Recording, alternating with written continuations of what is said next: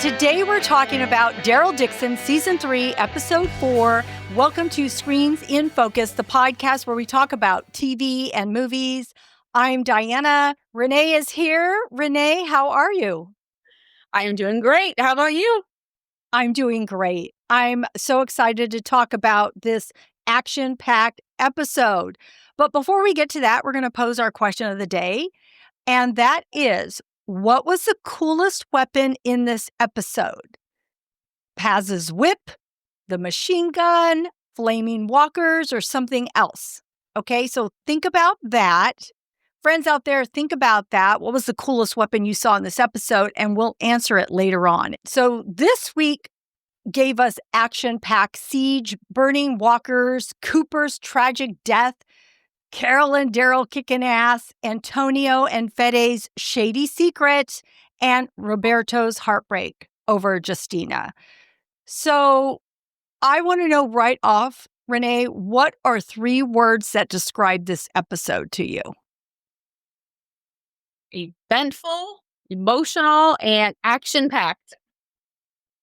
I love that. And mine are flames, fury, and friendship.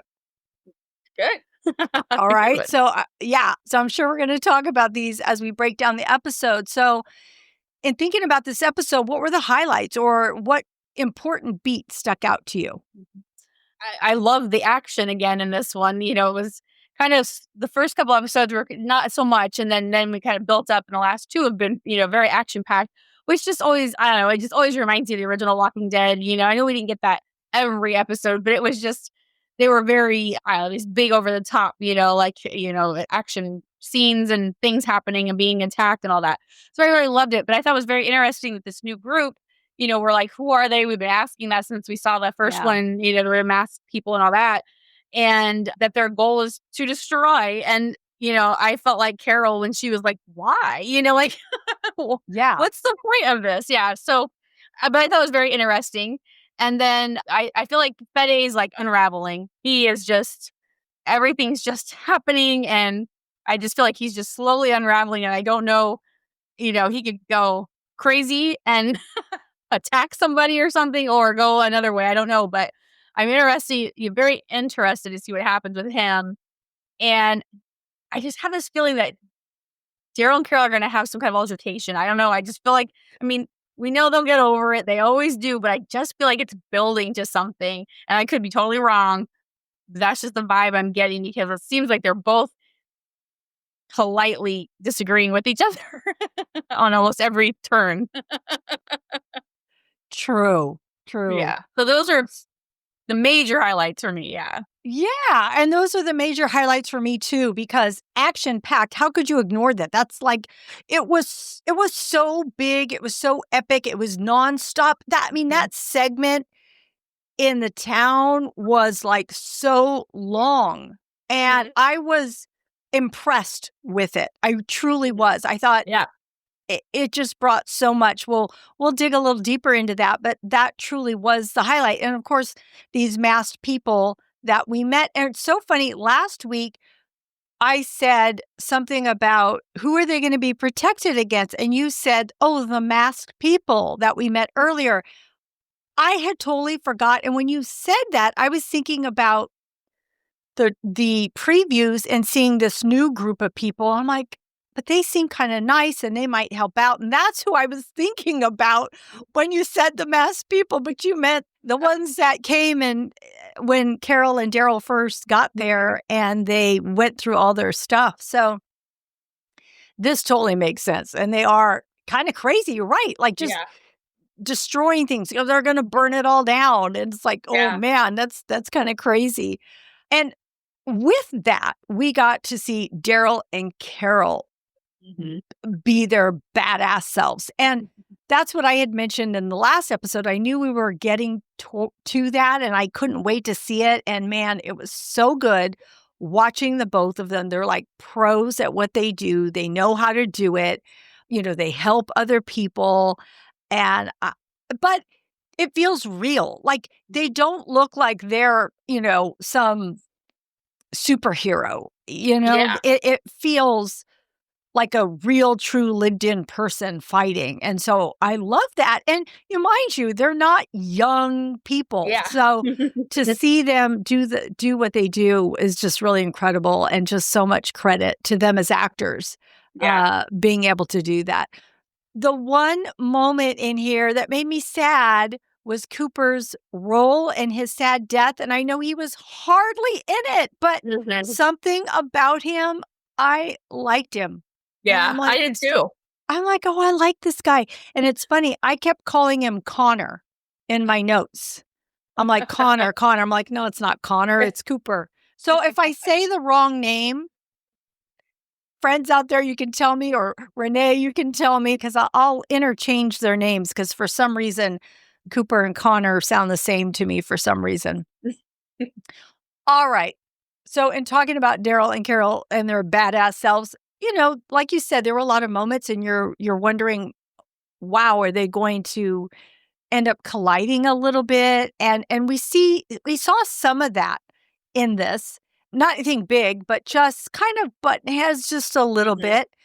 And one huge highlight that I do want to talk to, but segueing our way into Daryl and Carol, is Valentina saying, oh, your boyfriend, he doesn't like to take advice. And she's all, boyfriend? No, we're just friends. And she's all, you mean you never? And she's all, never. And Daryl's all, nope. walks away. I'm like, whoa, it made me laugh. I laughed. Yeah. But then, of course, my wheels start turning. So I want to know what you thought about that moment. Well, I love the scene. I thought it was just subtle, and it was a little humorous. And I mean, even Valentina never, she was shocked, just because of seeing them together for that little bit. So, had a little bit of humor in it, and it's the answer. Her way. Yeah. Her way, right? Her way of being, she's like, what the heck? Seize those moments.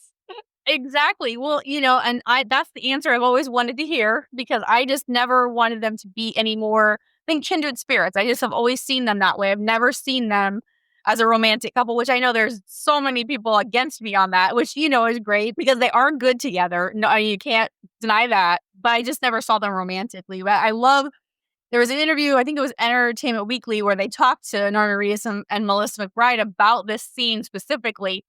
And Norman said, well, that Valentina, she's very sexually free. So she thinks everyone's hooking up. I thought that was hilarious. And then Melissa said something about how she put, it was a fun scene to do. It was light and this and that. And then she gave the interviewer kind of a mischievous grin and said, but, it's something about being a little ambiguous. And then so his parting comment in the article said, and here comes a flood of YouTube comments or something like that, because they just always have to comment on those things. So it was really cute. So anyway, I loved it just because it's the answer I've always wanted to hear. And I loved how they set it up. And it was unexpected, because everyone's always wondered, oh, what's going on with those two? So I loved it. I loved it because it was funny, and I liked how they addressed something that was so important in this world. But I started thinking, well, it's interesting, because sometimes people do things outside of what we see, right? And we don't know it until they say it. And so then you're like, oh, wow. But the fact that they confirmed it is kind of crazy, right? Because they're like, nope, never. Nope. But Carol kept kind of looking at Valentina and looking at him. And then it was kind of like, okay, why is she doing that? What does that mean? Is it like, oh, I hadn't seen him that way before, and now I don't know. So now it intrigues me. If that was it? Is that all they're going to give us? Or now is something I don't know. I had told you that if they're never together, I'm fine with it. I'm totally fine with it, because they're ride or die. Their friendship is so close, and I'm good with it. But I don't know where we're going. So it'll just be, it's an interesting thing to have between them and to wonder about it. So, but just Daryl's nope. Just like, oh, it was hilarious. That was hilarious. Kind of this leaned in for emphasis, nope. It's Yeah, so sure. them. They're so Mhm. good at their roles. They're like, Mhm. it's so them. And that's why we all love it and love them, Mhm. these characters. I loved how she stuttered over everything and to be out. We're not. We're, like she like, how do I say this? She was Yeah. like tripping over her words trying to get it out, Yeah. Well, and when Antonio asks, "Oh, when are you guys leaving?" and they said when, and he kind of hesitated, paused because he's probably all, "Shoot, I don't want Carol to leave." And Really? Daryl's all like looking at him and looking at her like, "What's happening here? Am I missing something?" So that was interesting too, right? Yeah. Because he's like, "Hey, what have I not noticed that's happening Mhm. here?" What else did you see with Carol and Daryl? Well, Carol is carrying heavy guilt about Justina, and that's weighing on all her decisions, and just she's trying to step in and do all these things, which like you would think, being in a different country and things, you think you kind of watch, but not Carol. She's just like, this needs to happen. I need to help these people. I need to do these things. She's just doing them, and I wonder, like, if her and Antonio go off to find Roberto they're gonna go look for him, if that will draw them closer, to see, just because we keep being teased about this, that we don't know what this relationship is between her and Antonio, and it may go nowhere other than Right, just friendship, which right, it could very well be. But I'm like, you're gonna be looking for his son, and you're gonna be doing just together, just the two of you, and I just kind of curious as to what that what will happen between the two of them, on that journey. But yeah, she's definitely carrying that guilt, and I feel really bad for her because she just wants to help people, and she's just in that mindset right now where I mean, she always is very helpful to people, and cares for people, but she talked to her, and then it just like she took off, and it was like she just feels like it was all her fault. Like, she says that even, this was my yeah, fault, so that yeah. was, yeah, sad for Carol, Yeah, and then when Antonio asked her if she had any kids, and she says, "Not anymore." Isn't that what she says? Something like, So "Not yeah. anymore." Mhm. And even though it wasn't, she didn't convey it, sadly, we all knew the Yeah. weight of that, and he does too, right? Because once you have a child, Yeah. always miss them, you always think about them. It's just that she's not, she still loves them, she still misses them, it's just that she's not, uh, stuck in that grief that she was. She's, Mhm. Yeah. and this is just a reminder, I have had kids, and this is so Carol because Yeah. she's so nurturing and so loving, that she doesn't have kids, but now she's worried about these young people because Mhm. that's what she does, right? Mhm. Something takes that spot for her. And so now, with her telling Daryl, like, watching that young love, it's like, I'm rooting for them. I'm Mhm. rooting for that. And she kind of balances Daryl out because he's resistant to Yeah. that. So, what did you think about Daryl in this episode?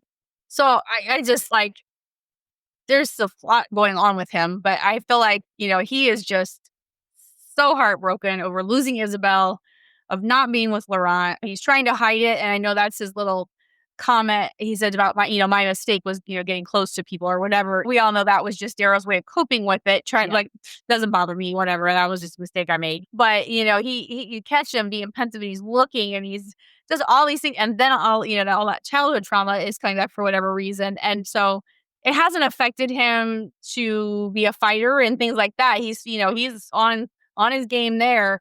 But when it's the quiet moments, that's why I think when it seeps in, and then he remembers that they're gone from his life. Isabel gone forever, but Laurent, he doesn't know.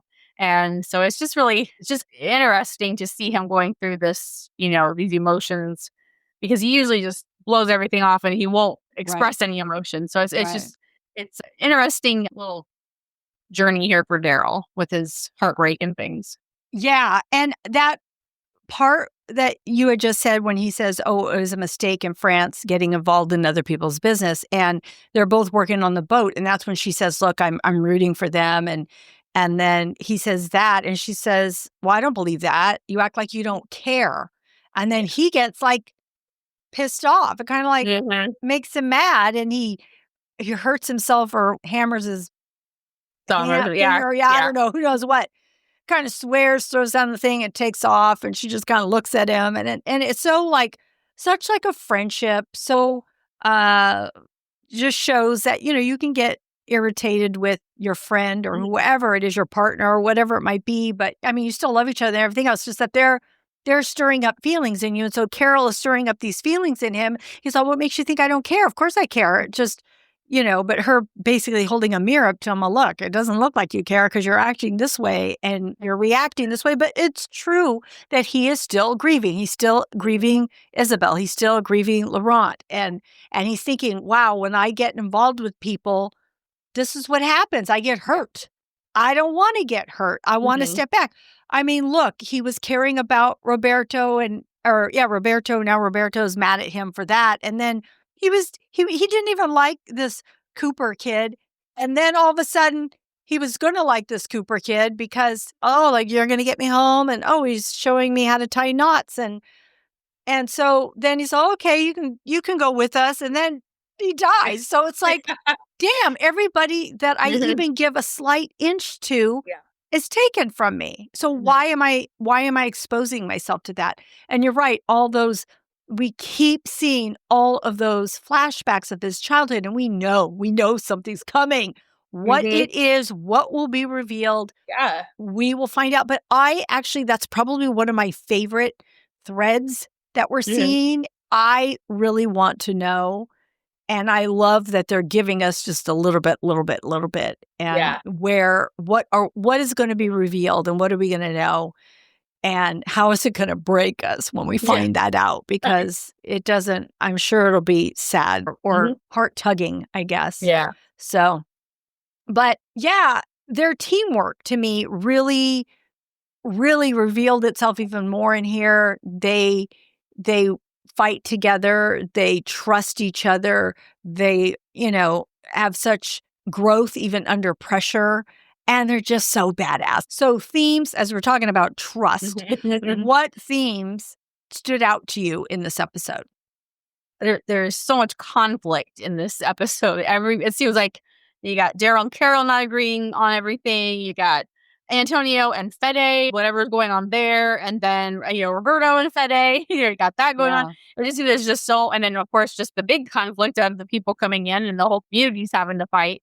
There's just a lot of conflict in this episode. And so it's, some of this, like Daryl and Carol, we know they'll come through it. They'll something maybe happen, but they'll be okay.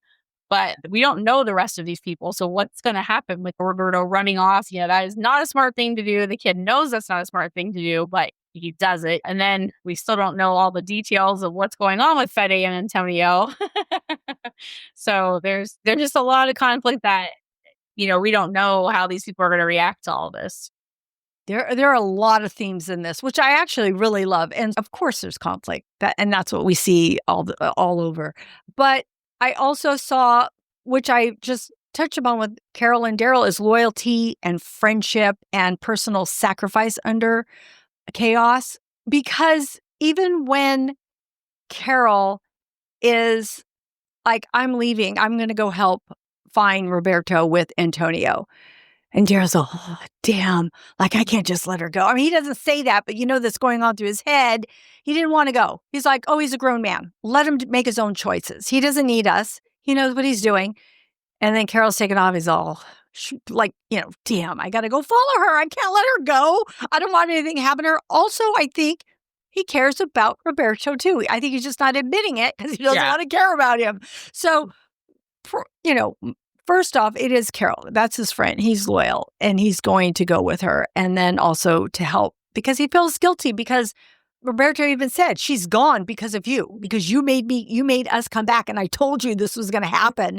And you just, let it be, which kind of rolls into the love and fury that I saw too, because Roberto is fuming. And what's so interesting, when they were in that big battle that was happening in their town, I kept saying, where is Alcazar? Like, where are they? Yeah. I thought that's what they were giving up their daughters for. I told it to my husband. I'm like, what's happening? Why aren't they there? They said they were going to do it. And then Roberto said the same thing. I'm like, see, I'm where is that happening? And then, of course, Fede's out like, oh, we wouldn't have been able to do this without their guns.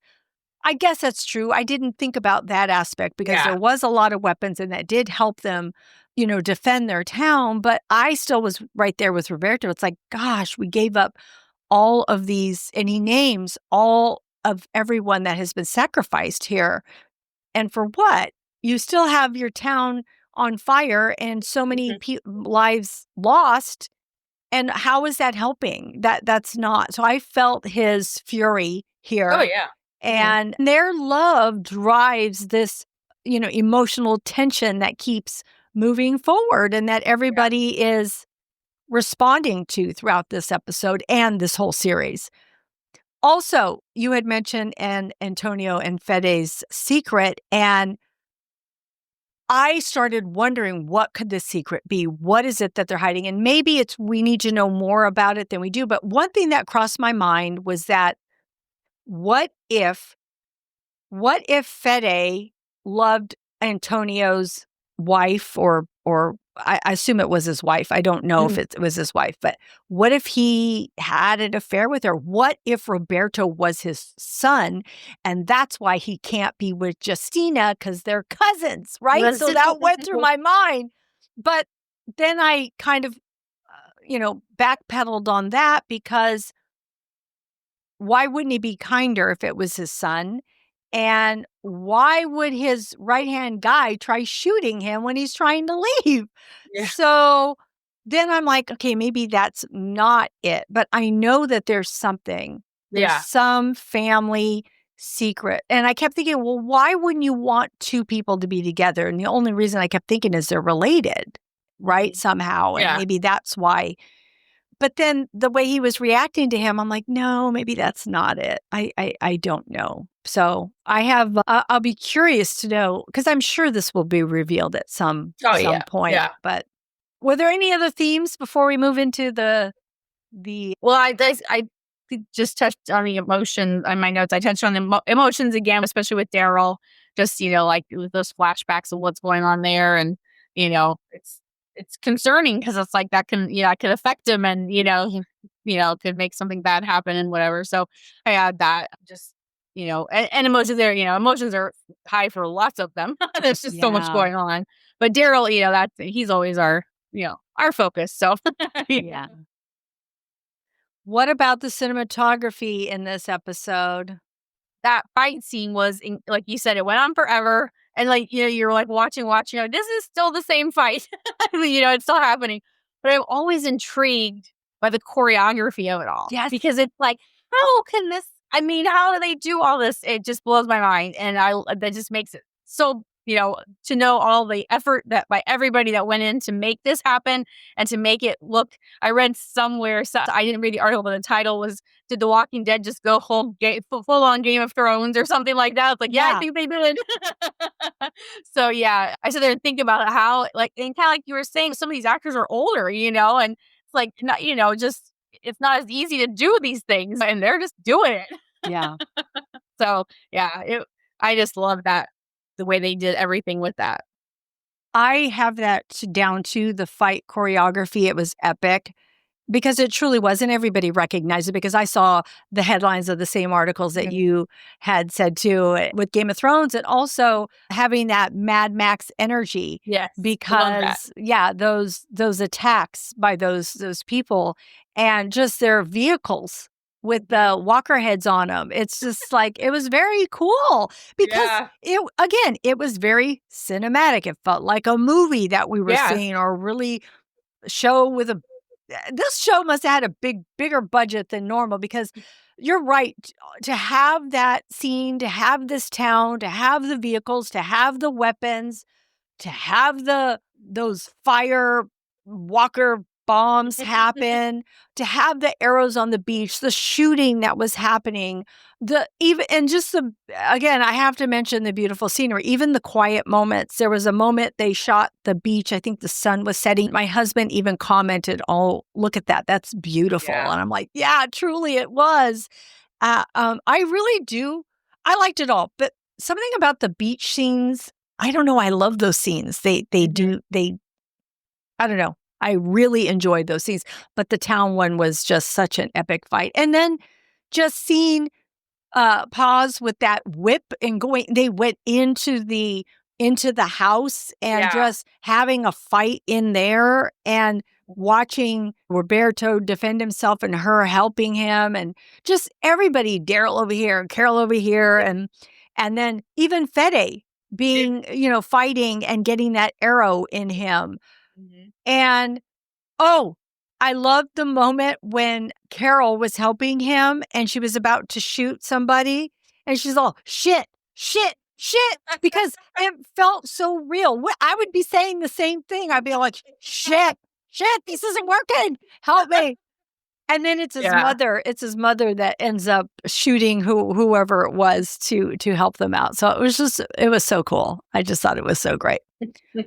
Okay. We are going to get to our rapid fires. I'm going to ask you 3 questions, Renee, and you're going to give me your first gut reaction. Okay. What was your favorite fight moment from the episode? Well, there were tons, but I really liked the fact that they used the walkers kind of as their first line of defense. Yeah. But it was genius. And they kept putting them in that fence. We knew we'd seen them how many times, so you knew they were going to play a role at some point. And so I just thought that was a genius way to kind of scramble the, whoever's coming to attack and everything. So I just thought that was very cool. It was a neat use of the walkers and it was turned out to be a very cool scene and everything. So I like that a lot. Oh, I'm so glad you brought that up. That was so cool. Okay, so everything in the town was so good and I loved it. But like I just mentioned, I really love the beach scenes. There's something about them. And I really liked seeing Daryl and Carol fighting on the beach. I felt like they were even more badass there because I felt like they were holding it all together and just, Carol shoots that one guy coming at her and then the other one comes and it was so funny the way he walked out and she shoots him. And I don't know, there was just something about that scene. And then when Daryl had to go shoot Cooper from turning. So just that whole segment there, I would say that was my favorite fight moment from the episode. Okay, what was the biggest surprise? That the Walking Dead universe finally answered the age-old question of Daryl and Carol's relationship status. I was like, oh, yay! It was a fun way to get an answer to that. And I just thought it was a great time to put that in there. It was very unexpected. So. Damn, that was a good one. And I didn't think about it. I'm going to say was the Walker fireball. It was like, what? There are actually walkers coming out of this bit. How did they get like a ball of walkers? Okay, and they're like, okay, we're loading you up, and then we're going to pull it back, and then you're going to go. Okay? And then all their pieces come out, and they come out. I'm like, how are they still whole? I don't know how that worked, but it was still a cool thing to see. So that was a big surprise. And was there a disappointing moment for you? I guess just because they killed that Cooper already, and it's like, come on, you can't guess and get these people in here, and then guess, I like this guy, like you said, and it's like, oh, now he's dead. I was so excited for him. He just wanted to go home, and he was kind of like this breath of fresh air. You got, him and Daryl, and you got, Daryl grumble over here, and then you got this guy just happy to make the knots and happy to just go, So it was, I just get tired of them killing the new people off all the time, introduce them and they're dead. So that was disappointing. I have the same thing. That's what I was disappointed. I'm like, I like this guy. And then they killed him. But then at the same time, if they don't kill somebody, then we know if it's just some bystander walking by and they get killed, it doesn't mean anything to us. Like it's just, circumstance or casualty or whatever it is. Better him than Daryl. So yes, exactly. Better Connor than someone else. But at the same time, it's like what I love though is that they make these characters that we do like, right? So that's a credit to the writing, the direction, and the actor himself. The fact that he was able to, even with a few lines, make us like him says a lot. And so I thought that was a great moment for him and It was good. Just like the actor in Dead City, the violinist, he was just so great in that scene too. So I know that's another series, but still, it's all in the Walking Dead universe. It's all the same world. Yeah. So, all right. I have a screen bite for you. And this week it is Cooper mentions Monterey Bay. And the fun fact is it's close to me, so I know what the heck he's talking about because he talks about banana slugs. And I don't know if anybody is aware of them, thinks about them, knows about them. But in 6th grade here, you go to a place called Redwood Glen when you're in 6th grade. And you go, and it's been happening since I was a kid, and it still happens today. So it's been happening a long time. But you go into the Santa Cruz area, which is close to Monterey Bay, and you learn. You're there for like 3 or 4 days. It's kind of like a big thing for 6th graders because a lot of people haven't been away from their parents. So I just remember it was like, this is so cool. I get to go somewhere for 3 or 4 days and stay in these bunk beds and hang out with these schoolmates. And, it was just interesting. But anyway, we all were introduced to a banana slug and we got to touch it if we wanted to. We even got to like lick it, like lick it if we wanted to, which sounds awful for people who don't or won't. But anyway, that's what a banana slug is. And it is UC Santa Cruz, their mascot. So I thought it was so interesting that he said this. So it makes me think that somebody on the show, a writer or, showrunner, director, somebody must have some affiliation with Monterey Bay and banana slugs because why would they make, what's his name again? I don't want to say his name wrong. Cooper. I swear to God, Cooper Connor. Cooper, who thought that he would be from California and that specific spot. And if anybody has never been to Monterey Bay, it's beautiful and you would love it. It's got beautiful beach scenes and just a great place to vacation, beach town. So anyway, that's my little screen nugget. Do you know anything about banana slugs yourself? I do not. I just got an education just right now, so that's exciting. I'll go tell my family and they'll think I'm so smart. They're really big and they're like yellow. Okay. And then I read, I didn't know this because they probably taught it to me, but I didn't know. But they're like, I can't remember how it goes, but they can be like male, female. Like they can, I think, impregnate or however that works. I don't know in snail world, but that's how they reproduce. I guess I didn't learn that much or I didn't retain from 6th grade, but I did read that. All right, let's get back to our question of the day.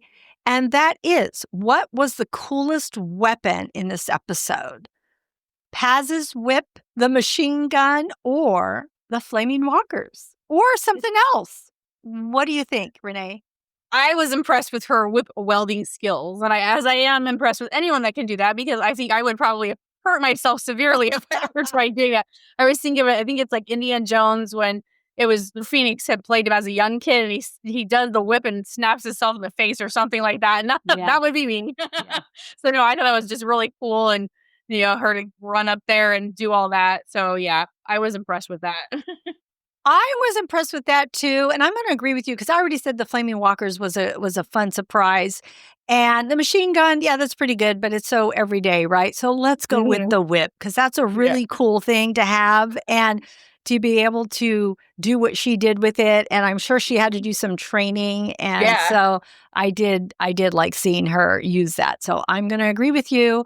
And friends out there, what do you think? What was the coolest weapon in this episode? Leave us a comment here on YouTube if that's where you're watching us. If you're listening to us, you can go to any of our social media, which can be found on our website, and that is listed in our show notes. You can even call us at 669-223-8542 and leave us a voicemail on what you think, or you can leave any type of a message about this episode, what your favorite part was, or anything else that we talked about, or correct us on anything we have wrong, or what your favorite part of this episode is. We would love to know. So that's how you can get a hold of us. It's all in the show notes.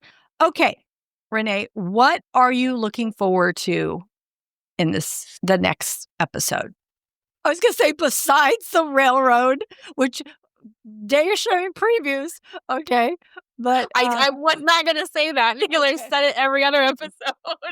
So I thought I'm going to change my answer.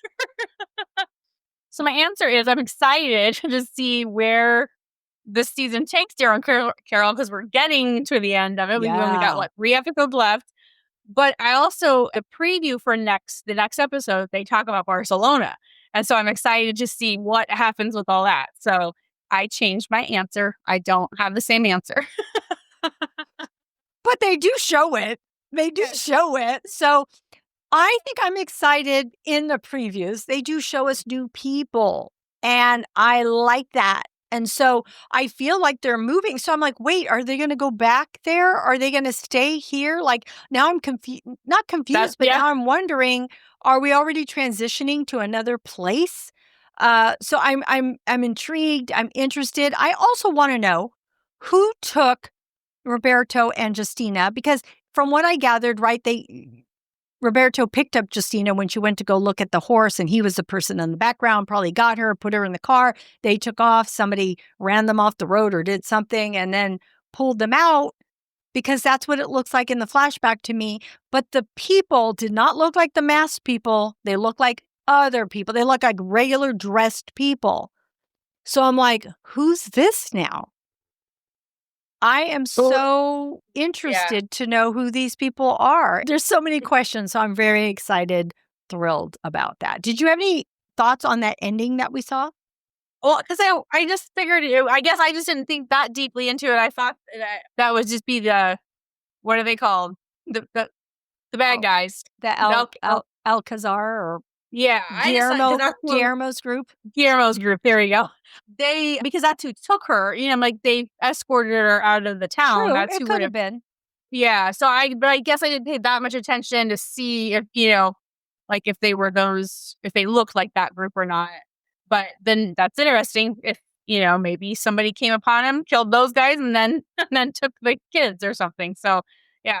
But you can definitely tell if something is moving. I don't know if we're gonna go back to where they're at, but it seems like it is moving, the story. But that could be moving to go on into the next season, because we are getting down, to the last episode. So yeah, I have to watch that final episode or final scene again. Well, you may not get, because it's all blurry, right? They don't really show you anything. So it's hard to tell. The only reason I thought it was someone new was then what was the point of her getting away with him without us seeing it, and then them getting in an accident and then someone taking them? Because then why would they even have her escape if, I don't know, I don't know, but then maybe it was to get Roberto. Maybe it was to get him. Maybe that was the point, to grab him. But they could have grabbed him if he was trying to get her. I don't know. It's all so mysterious. And my brain's always working like, what's happening? Who are these people? Do I recognize them?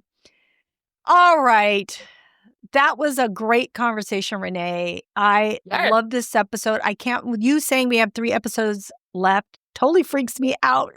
I can't believe it. No wonder this episode was so good. We're heading towards something. So anyway, all right. That's our wrap up of Daryl Dixon. Come back for episode 5, where we're going to break it all down with you. We are transitioning to our TV and movie recommendations. So Renee, I would love to know, what are you watching? Well, I'm watching too many series right now because I can't keep up. But anyway, I started House of Guinness. I've only watched about half of the first episode, but I'm already in it. I'm like, this just looks.